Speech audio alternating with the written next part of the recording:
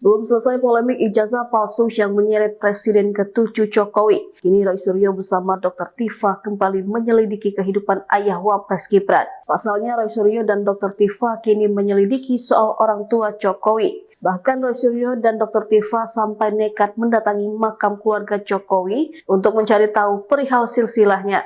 Kedatangan Roy Suryo dan Dr. Tifa ke makam keluarga Jokowi itu tampak terekam di YouTube Ricky Refli Harun pada Selasa 7 Oktober 2025.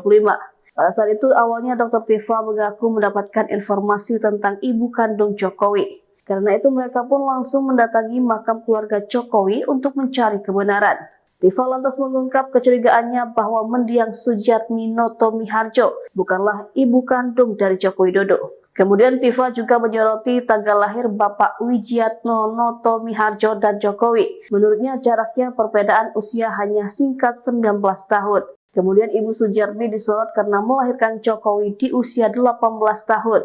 Hasil pengamatan dan analisa Tifa terdapat hal yang janggal dari makam kedua orang tua Jokowi. Ia menyebut Jokowi mungkin memiliki ibu kandung lain. Download Tribun X sekarang, menghadirkan lokal menjadi Indonesia.